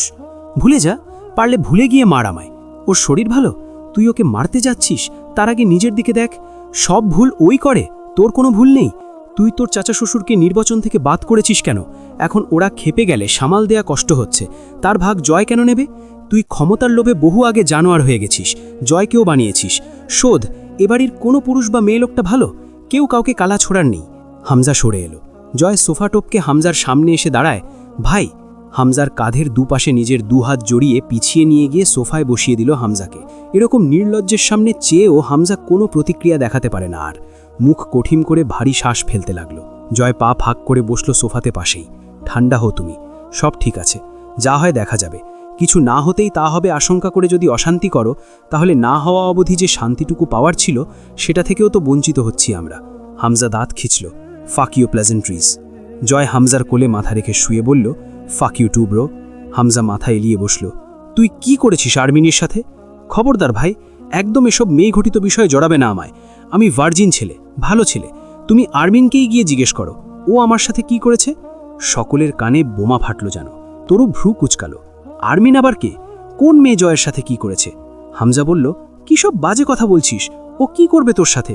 আমি কিছু না করে ভুল করছি। শালি আমার নামে অভিযোগ করছে আমি নাকি ইভ টিজিং করি ওকে। কসম, এখন অবধি ছুঁয়ে পর্যন্ত দেখেনি। মুখটাই দেখছি ভুলে ভালে একবার। পাগল ছাগল চিংড়ি, ইভ টিজিংও বোধে না। চাঁদনির সাথে আবার দেখা করতে গিয়ে সেদিন ওদের পায়নি অন্তু। ঘরবাড়ি আছে, মানুষ নেই। অদ্ভুত ব্যাপার। আখির লাশ মাটি হয়েছে 2 সপ্তাহও হয়নি। হতে পারে হামজারা উচ্ছেদ করে দিয়েছে ওদের। আশেপাশের বাড়িতে খোঁজ করতে যেতে পারেনি সংকোচে। পাশেই হামজার ক্লাব, পুরো এলাকা পোস্টারময়। গাড়িতে গাড়িতে মাইকিং চলছিল। বিশ্রী অবস্থা। শহরের ভিতর ঢুকে ভীষণ অস্বস্তি হলো অন্তুর। আব্বু ছাড়া একা চলার অভ্যেস নেই। 4 মাস আগে 2 ছাত্র পড়াতো। নিজের ব্যস্ততায় এবং আমজাদ সাহেবের নিষেধে বাদ দিয়েছিল। একজনের কাছে 2 মাসের বেতন পাওনা ছিল, তা কোনোদিন চাইতে যায়নি অন্তু। সেদিন ফেরার পথেই তাদের বাড়ি পড়েছিল। মহিলা দেখতে পেয়ে খুব খাতির করে ভেতরে বসিয়ে নাস্তা করিয়ে সেই টাকা জোর করে হাতে ধরিয়ে দিলেন। অন্তুর ফুরফুরে লাগছে মনটা। পুরুষেরা ভাবে তারাই বোধহয় শুধু বেকারত্বে পিষে মরে, শখ আহ্লাদ পূরণের ব্যর্থতায়। তারা বুঝবে না, মেয়েরাও স্বপ্ন দেখে নিজের যোগ্যতার জোরে হালাল উপার্জনের টাকায় 2 মানুষের হাতে কিছু তুলে দিয়ে তাদের কপট রাগের শিকার হতে। এখন অন্তু পুরো টাকাটা দিয়ে একটা দামি রোলেক্স ব্র্যান্ডের ঘড়ি কিনে নিয়ে যাবে আব্বুর জন্য। আব্বু হাসবেন না, একটুও না, বরং গম্ভীর হয়ে বলবেন, বেশি বড় হয়ে গেছিস, এসব আনতে কে বলেছে? তোর এটা নেই সেটা নেই, এটা দিয়ে কিনে নেওয়া যেত না? যা নিয়ে যা তোর ঘড়ি, লাগবে না আমার, আমি ঘড়ি পরি না এখন আর। অন্তু চুপচাপ রেখে চলে আসবে। তৎক্ষণাৎ ঘড়িটা হাতে তুলে নেবেন আমজাদ সাহেব। উল্টে পাল্টে দেখবেন, অল্প বিস্তর হাসবেন, সেই হাসিও যেন গম্ভীর দেখাবে। এরপর হাতে পরবেন ঘড়িটা, আবার খুলে রেখে দেবেন পুরনো আলমারির ডান পাশের ড্রয়ারে। ঘড়ি কেনা শেষে ফেরার গাড়ি থামালো অন্তু। চালক বলল, আপা ওঠেন, তাড়াতাড়ি ওঠেন, ট্রাফিক শালারা বেশিক্ষণ দাঁড়াইতে দেয় না এখানে। গাড়ির ভিতরে ঠেসে ঠুসে বসার মতো কোনো মতো জায়গা রয়েছে, সব যাত্রী পুরুষ। অন্তু বলল, পরের গাড়িতে চলে যাব, যান আপনি। আরে আপা, সমস্যা কি? সবার ঘরেই মা বোন আছে, এরা কেউ আপনার ভাই কেউ বাপের মতো। বসেন, তাড়াতাড়ি চলে যাই। অন্তু হাসল। জি, একদম সঠিক কথা বলেছেন। বেগানা বলে শুধু একটা শব্দ রয়েছে, এর কোনো যুক্তি নেই। হুদাই এই শব্দটার উৎপত্তি। কারণ যেহেতু বাড়িতে মা বোন সবাই রয়েছে, সুতরাং বাইরের সবাই সবার মা বোন। এতে সন্দেহের অবকাশ নেই, পৃথিবীতে সবাই সবার মা বোন। তো ভাই, আপনি কোন মা বা বোনকে বিয়ে করেছেন? জায়েজ হয়েছে তো বিয়ে? ফাজলামি করার জায়গা পান না? নাটক, এইসব ঘোমটার তলে যে খেমটা চলে তা তো লোক জানে না। রাস্তাঘাটে বেরন দেন তাইলে। এত যখন দেমাগ, তখন উড়োজাহাজে চড়ে পথঘাটে চললেই পারেন। অন্তু মাথা নাড়ল। আপনার পরামর্শ আমি মনে রাখব ভাই। এরপর যতদিন উড়োজাহাজ কিনতে অথবা যার তার পাশে গা লাগিয়ে চট করে বসে যেতে না শিখি, ততদিন আর বের হব না। লোকটা কিছু বলতে উদ্যত হতেই অন্তুর কণ্ঠস্বরের শীতলতা পিলকে কঠিন, দৃঢ় হয়ে উঠল। যান, দাঁড়িয়ে থাকবেন না আর। লোকটা আবার কিছু বলতে নিতেই অন্তুর কথার বিচ্ছুরণ তীব্রতর হল। আমি আপনাকে নিমন্ত্রণপত্র পাঠিয়ে আসিনি, আমার কথাগুলো শোনার জন্য। আপনি এসে দাঁড়িয়েছেন, কথা তুলেছেন, যান যান।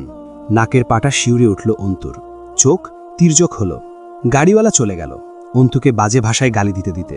অন্তুর কানে এলো, গায়ে লাগল না। সে এদিক ওদিক তাকালো, দৃষ্টি থামল। অন্তিক রাস্তা পার হচ্ছে, সাথে একটা কালো কুচকুচে লোক, ভয়ঙ্কর চেহারা সুরত, গলায় কমপক্ষে 20-25 রকমের চেইন, হাতে বালা, ঘাড়ে ট্যাপটু। অন্তিকের মুখ চোখ শুকনো। যে ছেলে কোনোদিন আম্মা অল্প ধমকে কথা বললে 7 দিন হোটেলে খেত, তাকে লোকটা শাসিয়ে কথা বলছে বোধহয়। অন্তিক বাধ্যগতের মতো মাথা নাড়ছে, খুশি করার চেষ্টা করছে লোকটাকে। অন্তু ভ্রু কুচকে তাকিয়ে রইল। অন্তিক আর অন্তিক নেই, জীর্ণ শীর্ণ এক ভিকিরি দেহে পরিণত হয়েছে। চোখের নিচটা কালো, মুখে মলিনতা। সেদিনের ঝামেলা মিটিয়েছে হামজা। জয়কে আর ভার্সিটি মুখও হতে দেয়নি। সে গিয়ে প্রিন্সিপাল এবং সাধারণ সম্পাদকের সঙ্গে ছোট্ট একটা মিটিং করে ঝামেলা মিটিয়ে এসেছে। তা কতটা মিটেছে জানা নেই। রাতের গাড়ি জয়ের। সে ঢাকা যাবার সময় কোনোদিন কার ব্যবহার করে না, বাসে যায়। এতে তার ইন্টারেস্টটা কি তা জয় জানে ভালো। রাত 10টার সময় দুজন হোটেলে বসে আরাম করে খেল। এরপর দুটো সিগারেট ধরালো। জয় সিগারেটে টান দিয়ে হামজাকে বলল, আমি 3 দিনের ভেতর ফেরার চেষ্টা করব। তুমি ছেলেদের অ্যালার্ট থাকতে বলো। আর এত চিন্তা করো না হুদাই। তোমার যে প্রতিদ্বন্দ্বীগুলা ভোট করতেছে তাদের লোক টাকা নিয়েও ভোট দেবে না। একটাই অপশন তাদের কাছে, তুমি। মাঝার সুস্থ হতে হতে ইলেকশন শেষ হয়ে যাবে, খুব খারাপ কিছু হবে না। হামজা কথা না বলে সিগারেট ঠোঁটে নেয়। বের হবার সময় জয় একটা পরনে হাফ স্লিভ টি শার্ট পরেছে, জ্যাকেট অথবা গরম কাপড় কিছু নেই। ওভাবেই দৌড়ে ছাদে গেল। কবুতরের ঘরে পানি দেয়া দরকার। সে চলে গেলে তরু কতটুকু যত্ন করবে এদের তা বলা যায় না। ফোনের ফ্ল্যাশ জ্বালিয়ে ভালোভাবে দেখল কবুতরগুলোকে। একা একাই 2-4টা কথাও বলল কবুতরদের সাথে। নেমে এসে তরুকে শাসালো। কবুতরদের যেন ঠিক মতো পরিচর্যা করা হয়, নয়তো বাড়ি ফিরে সবগুলোকে লাথি মেরে বের করব বাড়ি থেকে। ঘুরিতে 10:30 বাজে। বের হবার আগ মুহূর্তে রিমির কথা মনে পড়ল। ওকে একটু জ্বালানো দরকার বের হবার আগে। রিমি কাপড় ইস্ত্রি করছিল। জয় লম্ব করে একটা সালাম দিল, যেন কত দূর থেকে মেহমান এসেছে। রিমি তাকালো, কথা বলল না। রেগে আছেন কার উপরে? আমার উপরে? রেগে কেন থাকব? মহিলা মানুষের রেগে থাকার জন্য বিশেষ কারণ দরকার হয় না। হ্যাঁ, আপনি যখন বলছেন তখন তাই। আফটার অল মেয়ে লোকের ব্যাপারে খুব জানাশোনা আছে আপনার। গায়ে মাখল না কথাটা জয়। প্যাচ প্যাচে হাসি হাসল। আছে বলেই তো বলছি। সে যাগ্গে, পরীক্ষা দিতে যাচ্ছি। আপনার আল্লাহ নামের একটু দোয়া কালাম পড়ে ফুটু দিয়ে দেন। আমার তো মাটা নাই, দোয়া টোয়া চাইব কার কাছে? আপনার আবার দোয়া লাগে নাকি? আপনি দোয়াতে বা আল্লাহতে বিশ্বাস করেন? জয় কথা বলল না। রিমি বলল, মা নেই, মামি তো আছে, তার কাছে দোয়া চান গিয়ে। জয় বসল বিছানার উপর। ভাবি, এমনিতেই ভাই খুব টেনশনে আছে, বোঝেন তো কত দিকের চাপ। ইলেকশনের ঝামেলা তো বোঝার কথা আপনার, তার ওপর চারদিক বহুত ফ্যাসাদ লেগে আছে। এই সময় ভাইয়ের দরকার আপনাকে, অথচ সপ্তাহ হয়ে গেল আপনি কথা বলেন না, কোনো কিছুতেই আপনার উপস্থিতি দেখা যাচ্ছে না। ভাইয়ের মুখের দিকে তাকালেই বোঝা যায় তার উপর দিয়ে কি চলে যাচ্ছে। এখন খুব করে তার আপনার দরকার। আপনি তার বউ, তার পেরেশানি দূর করতে আপনার বিকল্প নেই। রাগ করে থাকবেন না এখন আর। আমিও থাকবো না কয়েকদিন ভাইয়ের পাশে। আপনিও মুখ ফিরিয়ে থাকলে। এবারে গলার নরম স্বর পরিবর্তিত হয়ে জয়ের নিজস্বতা এলো। সমস্যা বা ঝামেলা যদি আমায় নিয়ে হয়, আমি তো আর ক্ষমাটমা চাইব না, জানেনি, অথবা আফসোসও করব না। আপনি কিসের আশায় রেগে থাকবেন তাহলে? অন্তত যতদিন বেঁচে আছি এভাবেই চলবে হয়তো। তাই বলে তো আর চিরদিন রেগে থাকতে পারবেন না। তো কদিন আগ আর পিছ, কেননা এখনই ঠিক হয়ে যান। আমি জিনিসটাই এমন ভাবি, যেখানেই আমার অবস্থান তার আশপাশে কিছু না কিছু ক্ষয় হয়ই। এটা আমার নিজস্বতা বলা চলে। মেনে নিন, আসি, ভালো থাকবেন। অকপটে নিজের অশিষ্টতা স্বীকার করে বের হয়ে গেল জয়। হামজা বাইরে গাড়ি নিয়ে দাঁড়িয়ে আছে। সোফার হাতলে ঝোলানো শাল চাদরটা ওড়নার মতো গলায় পেঁচিয়ে নিল। বাসস্ট্যান্ডে গিয়ে 2টো টিকিট কাটল হামজা। পুরো 2টো সিট জুড়ে একা লাগে জয়ের। পাশে চায়ের দোকানে বসে দুজন 2 কাপ চা খেল। 1 প্যাকেট সিগারেট কিনে নিল জয়। ঘাড়ে গামছার মতো ইয়ারফোন ঝুলছে। বাসে ওঠার আগে হামজা জয়কে অন্ধকারের দিকে নিয়ে গেল। ওদিক ওদিক তাকাতে তাকাতে জয়ের হাতে চাদরের আড়ালে তার সেমি অটোমেটিক পিস্তলটা তুলে দিল। জয় বিরক্ত হল। এই শালার কি দরকার? ও আমার হাতে থাকলেই একটা পাপ কাজ হয়ে যাবে। তার চেয়েও বড় কথা, আমি বিপদক্ষেত্র থেকে দূরে যাচ্ছি, তুমি থাকবে এখানে। মালটা তোমার দরকার হবে। হামজা গম্ভীর স্বরে বলল, চুপচাপ এটা প্যান্টের বেল্টে গুজে ফেল। আমার বাপ হওয়ার চেষ্টা করবি না। আর এটা তোকে পাপ করার জন্য নয়, বরং সেলফ ডিফেন্সের জন্য দিচ্ছি। এই বাসেও তোর সাথে মৃত্যুদূত যেতে পারে। বাসে ঘুমিয়ে পড়িস না যেন। ইয়ারফোনের সাউন্ড হাই রাখবি। পরীক্ষা শেষ করে 1 ঘন্টাও ওখানে দেরি করবি না। সোজা দিনাজপুরের বাস ধরবি। কথা শেষ করে একটা ছোট্ট পকেট ছুরি এগিয়ে দিল হামজা। এটা পকেটে রাখ, ভালোভাবে পরীক্ষা দিস। এসব কোনো চিন্তা মাথায় রাখার প্রয়োজন নেই। পরীক্ষা খারাপ হলে আমার কাছে জায়গা হবে না তোর। সুতরাং সম্পূর্ণ মনোযোগ যেন শুধু পরীক্ষায় থাকে। বাসের জানালা খোলা রাখবি না। আর টি শার্টটাই বা পরেছিস কেন? ওটা সহ প্যান্টটাও খুলে ফেল। খুব গরম পড়ছে তো, পৌষ মাস বলে কথা, চারদিকে খুব গরম। জয় হেসে ফেলল নির্লজ্জের মতো। জ্যাকেট আনিনি সাথে, আমার শীত লাগে না জানোই তো। কবিরকে বলে দিয়েছি, ও সব সময় সাথে থাকবে তোমার। মামাকে রাত বিরাত বের হতে দিও না। হামজা নিজের জ্যাকেটটা খুলে ফেলল। জয় নিষেধ করার সাহস পেল না। এই পাবলিক প্লেসে হামজা থাস করে একটা চড় মারলে মান ইজ্জত থাকবে না। জ্যাকেটটা কনুইতে বাঁধিয়ে পিস্তলটা প্যান্টে গুজে চাদর জড়িয়ে নিল গায়ে। বাসে উঠতে গিয়ে আবার দৌড়ে ফিরে এলো জয়। লাইটার বা দিয়াশলাই কিছুই নাই আমার সাথে, লাইটারটা দাও। হামজা লাইটার বের করলে তা হাতে না নিয়ে আলতো করে একবার বুকে বুক মেশালো জয়। পরে লাইটার নিয়ে দৌড়ে গিয়ে সবে চলতে শুরু করা বাসে উঠল লাফিয়ে। পরদিন অন্তুর ইন্ডাক্টরি অ্যানথ্রোপোলজি পরীক্ষা। অন্তুর মনে হয় নৃবিজ্ঞান হলো সবচেয়ে বাজে সাবজেক্ট সমাজবিজ্ঞান বিভাগের। বাকিগুলোও ভালো না, তবে এটা অসহ্যকর। অনেকক্ষণ যাবৎ আম্মু ডাকছে খাওয়ার জন্য। অন্তু ঠিকমতো জবাবও দিতে পারেনি। দরজার বাইরে থেকে অনুমতি চাইলেন আমজাদ সাহেব। আসবো? অন্তু বিরক্ত হলো। আব্বু, এই স্বভাবটা যাবে না তোমার? আমার ঘরে ঢুকতে কিসের অনুমতি? আমজাদ সাহেব বরাবরের মতো জবাব না দিয়ে ভেতরে এসে দাঁড়ালেন। চল, আমি খেতে বসবো। আচ্ছা, তুমি খেয়ে নাও, আমি সময় পেলে খেয়ে বের হব। আমি খেতে বসবো। আব্বু, আমি পরে খাচ্ছি, মানে ক্ষুধাই লাগছে না, মানে রুচিই পাচ্ছি না। ধমকে উঠলেন আমজাদ সাহেব। কিন্তু আমি এক্ষুনি খেতে বসবো। অন্তু হার মানল।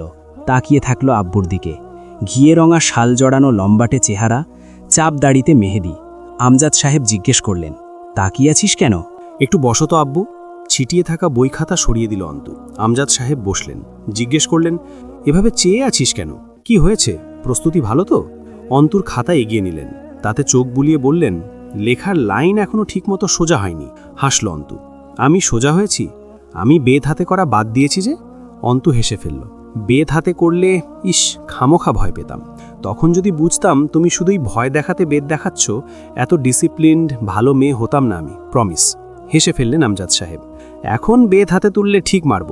চল, তোর আম্মা বসে আছে, দেরি হলে একটা ছোটোখাটো ঘূর্ণিঝড় বয়ে যাবে। একটা প্রশ্ন করব? না, আগে খেতে চল।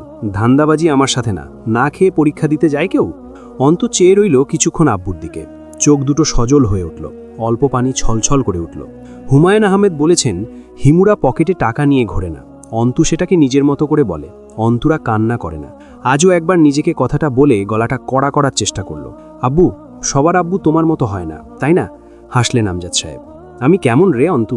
অন্ত বুঝি বলতে পারে মুখে এ কথা, তার কান্না পাচ্ছে, কিন্তু অন্তুরা কাঁদে না। সেই কান্না গিলে বলল, মোটামুটি ভালো না। ফের হাসলেন আমজাদ সাহেব। আমি জীবনে বিশেষ কিছুই দিইনি তোকে, শুধু নিজের কর্তব্য পালন করার চেষ্টা করেছি। শেষ অবধি সেটাও সুষ্ঠুভাবে পারিনি। সেসব ধরে রাখিস না, আমার তো মা নেই। তোকে মাঝে মধ্যেই মা মা বলে ডাকি, এই সুযোগটা কেনার সামর্থ্য আমার নেই। তুই বিনামূল্যে দিয়ে রেখেছিস, তার বদলে কি দিতে পেরেছি তোকে? অন্তু সহ্য করতে পারল না। বুকের ভার বাঁধ মানবে না বেশিক্ষণ। চোখ বুজে অনুরোধ করার মতো বলে উঠল, চুপ করো আব্বু, চুপ করো আব্বু। নিজেকে সামলালো। আব্বুর দিকে তাকিয়ে অন্তিকের কথা মনে পড়ে মুখ মলিন হতে গিয়েও হলো না। যারা কম হাসে তাদের হঠাৎ হাসি মিলিয়ে দেওয়ার সাহস অন্তুর নেই, বিশেষ করে আব্বুর। হুট করে আব্বুর উড়ুতে মাথা রেখে শুয়ে পড়ল। এভাবে ছোটবেলায় সে আব্বুর উড়ুতে মাথা রেখে পড়া শিখত আব্বুর কাছে। ওভাবেই ঘুমিয়ে গেলে আমজাদ সাহেব আমার ডেকে তুলতেন জোর করে খাওয়ার জন্য। নিষ্ঠুর লাগতো তখন আব্বুকে। কাঁচা ঘুম ভাঙিয়ে ভাত খাইয়ে দেয়া, সকালে টেনে তুলে স্কুলে নিয়ে যাওয়া। অন্ত রাস্তাটা আব্বুর হাত জড়িয়ে ধরে পার হয়নি, একটা আঙুলের মাথা ধরত।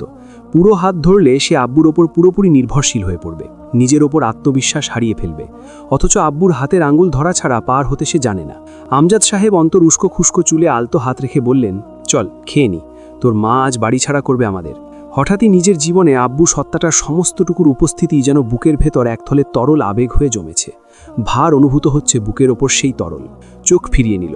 বই খাতা গোছাতে গোছাতে আনমনে নিজের স্বভাব সুলভ দৃঢ় গলায় বলল, আব্বু শোনো, তুমি আবার কোনোদিন আমায় রেখে চলে যেও না, বুঝলে? আমি কিন্তু রাস্তাটা পার হতে শিখিনি এখনো। তুমি না জোর করলে খেতে যাওয়ার অভ্যাসটা হয়নি এখনো। আরও অনেক সমস্যা। আমজাদ সাহেব কেমন করে যেন হাসলেন। শিখে যাবি সব। মানুষ অভিযোজন ক্ষমতা সম্পন্ন প্রাণী অন্তু। সামাজিক কোনো মানুষকে জঙ্গলে ফেলে আসলে সে চার পায়ে চলতে অবধি শিখে যায় বেঁচে থাকার তাগিদে। অন্তু দিশেহারা হয়ে তাকায়, অস্ফুট ডাকে, আব্বু। থেমে আবার ডাকে, তোমার যাওয়ার হলে আমায় সঙ্গে নেবে প্লিজ? আমি আত্মনির্ভরশীল, কিন্তু তোমার আঙুলের ডগা আঁকড়ে ধরি যে অংশ দিয়ে, ওইটুকু তো ফাঁকা। তোমার আঙুলটাকে সর্বক্ষণ খুব দরকার আমার। অন্তর কঞ্চে শাসনের স্বর, অথচ গলাটা গুলিয়ে আসছে, থরথরিয়ে কাঁপছে ঠোঁট দুটো। এবার থুতনিটা ভেঙে এলে অন্তু অন্যদিকে ফেরে। আমজাদ সাহেব প্রাণ ভরে মুচকি হাসলেন। হাই স্কুলের প্রবীণ প্রিন্সিপাল একবার বলেছিলেন, বুঝলে আমজাদ, অন্তু হলো তোমার ফটোস্ট্যাট কপি, কিন্তু বোধহয় মেশিনের গড়বড়ে ছেলে না হয়ে মেয়ে হয়ে গেছে। অন্তুরা জানে না বাপেরাও অন্তুর মতোই, মুখ ফোটে না তাদের। কেউ চিরকাল থাকে না অন্তু, যিনি থাকবেন তিনি তোর রব, আমি কেবল মাধ্যম একটা, আর তুই আমার আমানত। এই ক্ষণস্থায়ী সাক্ষাতে এত মায়া লাগাতে নেই অন্তু, মায়া মূর্খদের দেহে পরজীবীর মতো বাস করে, শুষে শুষে খেয়ে ফেলে তাদের জীবন রসকে। তুই সেটা নিজের ভেতরে রাখবি না। অন্তু নিজের ওপর বিরক্ততে নাক মুখ কুচকে শক্ত গলায় বলল, আবু, হুট করে এত বুকে হাহাকার লাগছে কেন? আমজাদ সাহেব হাত নেড়ে ইশারা করলেন, এদিকে আয়। অন্তু মেঝেতে বসে আব্বুর উরুতে মাথা ঠেকায়। কখনো এভাবে প্রকাশ করা হয়নি এসব, আজ ঠেকানো দায় হচ্ছে। অন্তুর মাথায় হাত রাখলেন তিনি। আমি আছি, যতদিন আছি আমি আছি। আমি না থাকার কালে যা আসবে তোর উপর, তার দায় আমায় দিস না। সাধারণ এক মানুষ হয়ে এত ওজন বয়ে নিতে পারবো না আমি। অন্তুর মুখ তুলল। তিনি হাতটা শক্ত করে চেপে ধরলেন অন্তুর, যেন অদম্য এক সাহস তিনি অন্তুর ভেতরে প্রবেশের চেষ্টা চালালেন। আমি থাকবো না চিরকাল, কিন্তু তোকে নিজের জীবদ্দশা কাটিয়ে তবে রবের কাছে ফিরতে হবে। জীবন একটা চক্র, জীবন একটা রণক্ষেত্র। সেখানে তোর হাতিয়ার হলো আত্মবিশ্বাস, আর ঢাল তোর ধৈর্য। এই দুটোকে সবসময় শান দিয়ে পিঠে সজ্জিত করে রাখবি। মনে রাখবি, ধৈর্য নামক ঢালটা যেন বেশ পুরু হয়, ছোটখাটো আঘাতে তার কণাগুলো ছিটকে না যায়। যে পথে পা বাড়াতে চলেছিস, এই সমাজ তোকে ভালো রাখবে না অন্তু। ভালো থাকাটা ঠিক আমারও পছন্দ নয়, কারণ যেখানে এই জগৎ সংসারে ভালো থাকার একমাত্র অপশনটা হলো অন্যায়ভাবে জীবনযাপন, সেখানে ন্যায়কে অবলম্বন করে ভালো থাকতে চাওয়ার বোকামি আমি করিনি। তাই তোকেও আর বাধা দিইনি এই দুর্গম পথে এগিয়ে যাওয়া থেকে। আমজাদ সাহেব হাঁটতে হাঁটতে বললেন, সব সময় মনে রাখবি, যা ঘটছে তা ভয়ঙ্কর নয়, কারণ তা তোর সামনে রয়েছে। সেই অনুযায়ী ব্যবস্থা নিয়ে তা মোকাবিলা করতে পারবি তুই।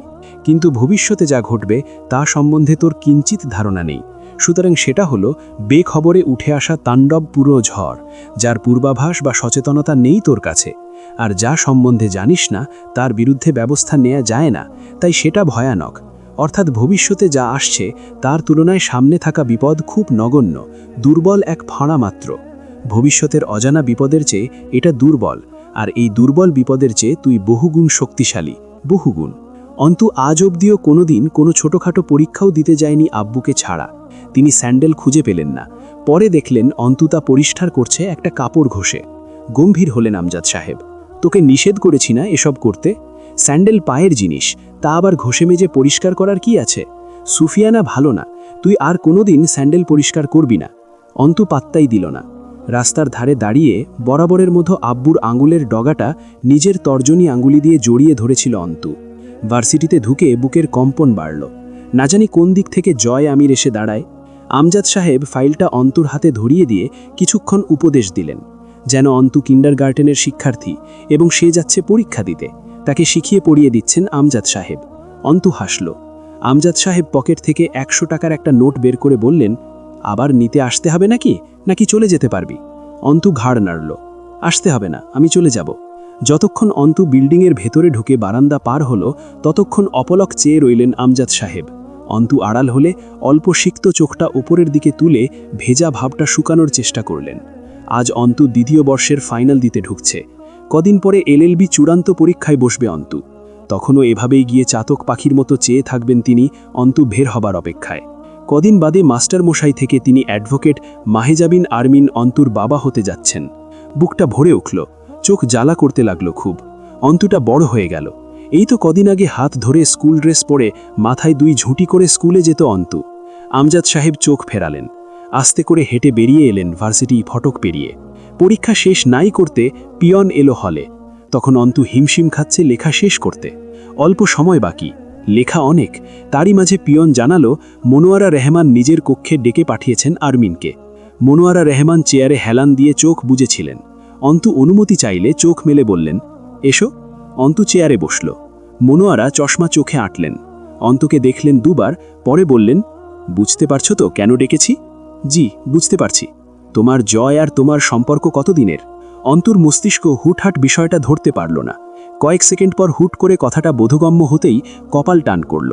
কেন যেন মনে হলো ম্যাম ওকে ভড়কাতে বলেছেন কথাটা। অন্তু বলল, আমাদের কোনো সম্পর্ক নেই ম্যাম। নেই? ছিল তো।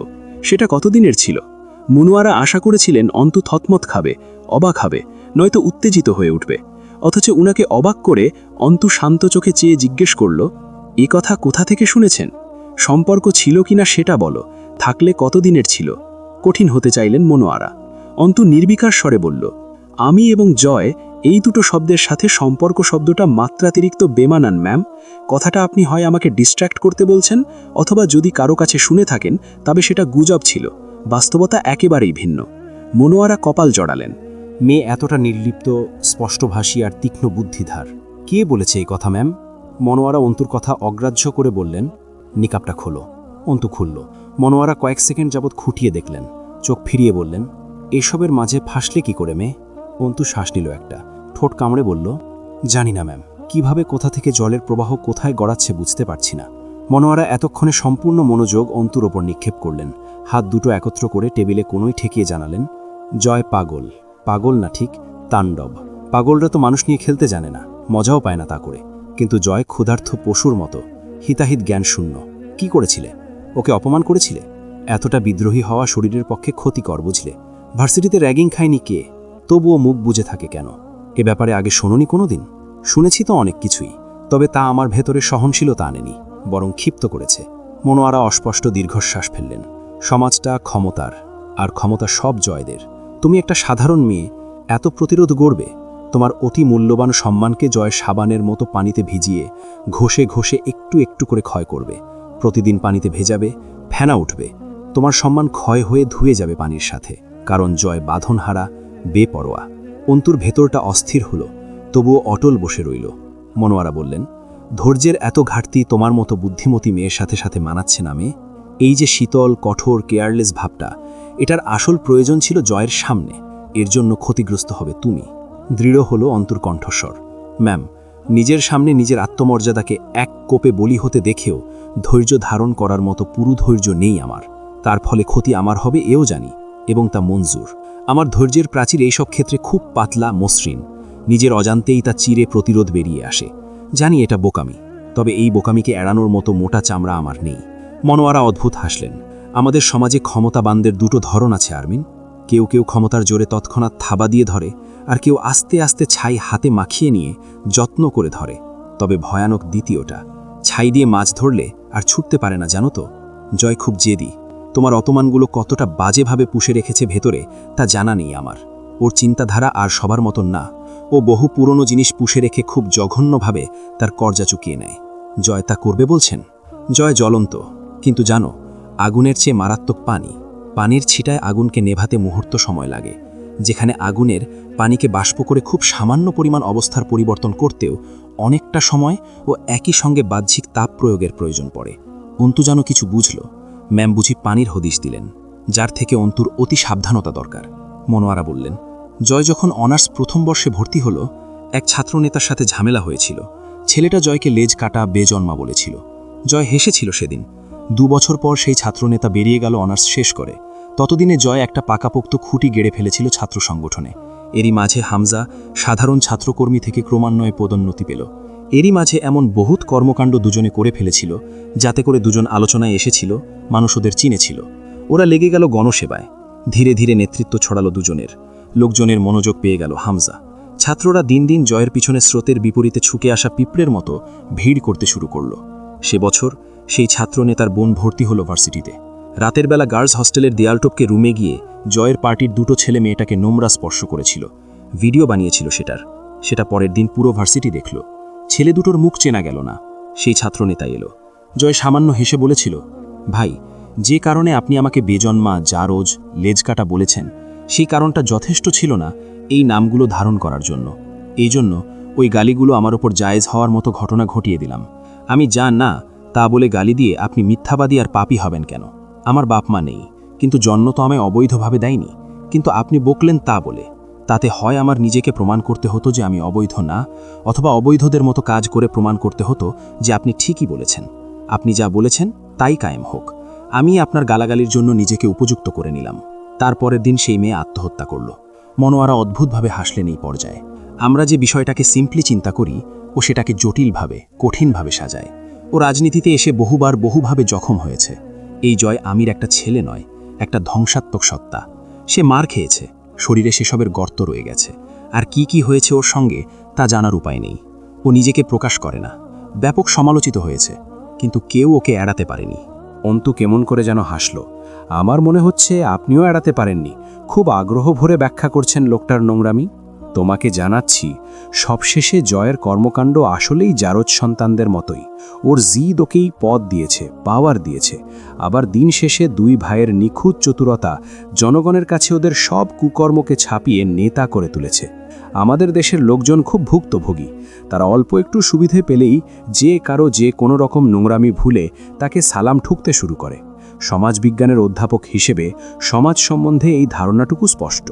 অন্তু যেন চেয়ারের সাথে মিশে যাচ্ছিল। জয়কে এতদিন বখাটে মনে হয়েছে, হামবড়া লেগেছে, কিন্তু এরকম নিকৃষ্ট কলুষিত জিদের অধিকারী মনে হয়নি। আনমনে হাঁটতে হাঁটতে হঠাৎই একটা ডাক শুনে থামল। আব্বুকে দেখে বুকের ভেতরটা ছ্যাঁত করে উঠল। যদি কখনো খারাপ, সম্মানহানিকর কিছু হয় ওর সাথে, এই মানুষটা সহ্য করতে পারবে? পারবে না। তখন অন্তু কি করবে? শরীরটা ঝাঁকুনি দিয়ে উঠল অন্তুর। আমজাদ সাহেব ভ্রুকুচকে এগিয়ে এলেন। এ জগতে আছিস তুই? অন্তু হাসার চেষ্টা করল। তুমি এসেছো নিতে, চলে যেতাম আমি। হাঁটতে হাঁটতে গম্ভীর হলেন আমজাদ সাহেব। সেই কখন থেকে এসে দাঁড়িয়ে আছি। পিয়ন যদি না জানাতো প্রফেসর ডেকেছেন তোকে, আমি চলেই যেতাম। অন্তু খেয়াল করল আব্বু খুব ঘামছে। শীতের দুপুরের রোদ কড়া নয় মোটেই, তার মাঝেও মুখটা সিক্ত লাগছে। অন্তু বলল, আব্বু সোয়েটারটা খোলো। কেন, দরকার নেই। খুলতে বললাম, খোলো। আমি দাঁড়াই, খোলো ওটা তুমি। ওটা কাল রাতে বোধহয় প্রেশারের ওষুধ খাওনি, তাই না? কোথায় গেছিলে এখন? কড়া অন্তুর কণ্ঠস্বর। আমজাদ সাহেব সোয়েটার খুললেন। অন্তু তা নিয়ে নিজের কনুইতে বাঁধিয়ে রেখে বলল, কোথায় গেছিলে বলনি কিন্তু এখনো। আস্তে করে বললেন আমজাদ সাহেব, মুস্তাকিনের সাথে দেখা করে এলাম। তুমি তোমার পেরেশানি থেকে আমায় দূরে রাখতে কি প্রমাণ করতে চাও? যে আমি তোমার বাড়ির কদিনের অতিথি? তোমার দুঃখ কষ্টের কথা জানানো উচিত নয় আমায়? কোনো মতো উপর হাসি মুখে ফর্ম্যালিটি দেখিয়ে বিদায় দিলে মিটে যাবে এমন কিছু? পাগলি খেপে গেছে। আমজাদ সাহেব হাসলেন। রিকশায় উঠেও অন্তু আর কথা বলছিল না। অথচ যতক্ষণ ওনার সাথে অন্তু বাহিরে থাকে 2 বছরের শিশু হয়ে যায়। এটা কি আব্বু, ওটা কি, ওখানে কি হয়েছে, এটা কেন হয়েছে, দেখো কি হচ্ছে, এই সেই সব প্রশ্নের ভিড়ে টিকে থাকা মুশকিল হয় আমজাদ সাহেবের। রিকশার হুড তুলে দিলেন। রোদ মুখে লাগছিল। আনমনেই বললেন, পেরেশানি ছাড়া জীবন চলার উপায় নেই, এ তো লেগেই আছে। সেই সব যদি পিড়ি পেতে তোর কাছে বলতে বসি, তারপর নিজের ঝামেলায় তোকেও জড়িয়ে ফেলি, বাপ হিসেবে যে ছোট লোকিটা প্রকাশ পাবে আমার মধ্যে, তার দায় তুই নিবি? এসব কথা তোর কানে কেন দেব আমি? এমনিতেই তো সারাদিন নিজের চেয়ে বেশি সংসারের চিন্তায় লেগে আছিস। বলেছি তোর কাজ শুধু পড়ালেখা করা। সংসারের চিন্তা করার ইচ্ছে থাকলে পরের বাড়ি পাঠিয়ে দিই। সংসারের টান পড়েন ঘাড়ে তুলে দেবার হলে বাড়িতে রাখবো কেন তোকে? গম্ভীর স্বরে বলা কথাগুলোকে উপেক্ষা করে বলল অন্তু, তুমি তোমার লেকচার থামাও আব্বু। এটা তোমার ক্লাসরুম, অথবা আমি তোমার ছাত্রী নই। বলবে না, বলবে না, আমিও জানার জন্যে মরে যাচ্ছি না। কথা শেষ করে দুজন দুজনের দিকে শক্ত চোখে তাকালো একবার। অন্তুর মতে বিকেল হলো দিনের সুন্দরতম সময়। সিঁড়ির নিচে পাটি বিছিয়ে পড়তে বসেছিল সে। রাবেয়া পাশেই বসে চাউল খুঁড়ছিলেন। মার্জিয়া ধীর পায়ে একবার কাপড় চোপড় নিয়ে গেছে। রাবেয়া বলতে চাইলেও চুপ রইলেন, এই অসময় গোসল করো না, পাছে আবার খিটখিট করে উঠবে মার্জিয়া। রাবেয়া অন্তুকে পেলে কোনো সময় চুপ থাকেন না। বোকা বোকা কথা বলে অন্তুর কাছে কড়া কথা শোনানো, নয়তো নিজের অতীতের গল্প শোনানো, নয়তো হাসি মজা করেন। আজ চুপচাপ আনমনে চাউল খুঁড়ছেন। অন্তু বই রেখে জিজ্ঞেস করল, কি হয়েছে, চিন্তায় আছো নাকি? কেমন করে যেন একবার তাকিয়ে আবার চোখ নামালেন রাবেয়া। অন্তু ভ্রু কুচকল। কাহিনী কি? চুপ করে আছো কেন? কি হয়েছে আম্মা? রাবেয়া নিচু স্বরে বললেন, ওই হারামি কাল রাতে বাড়ি আসেনি। কি যে করতেছে কোথায় আল্লাহ মাবুদ জানে। আমার আর ভাল লাগে না এসব। ধুর, বাড়ি আসেনি রাতে, আব্বু জানে? চুপ কর, আস্তে কথা কইতে পারিস না, মেয়ে মানুষ। এদিক ওদিক তাকালেন রাবেয়া আতঙ্কিত চোখে। না, পারি না। কোনো পাপ তো করিনি যে তার লুকাতে বিড়বুড় করতে হবে। গত রাতে বাড়ি আসেনি, আবার রাত আসতে যাচ্ছে। তুমি আব্বু বা আমায় জানানোর প্রয়োজন করনি? প্রিয় দর্শক, আজকে এ পর্যন্তই। আরও এইরকম নিত্য নতুন গল্প বা উপন্যাস পেতে তাকদির ইসলামিক টিভি চ্যানেলটি সাবস্ক্রাইব করুন। আজকের পর্বটি কেমন লেগেছে তা অবশ্যই কমেন্ট করে জানাবেন। আবারও দেখা হবে পরের কোনো পর্বে। ততদিন ভালো থাকুন, সুস্থ থাকুন। আল্লাহ হাফেজ।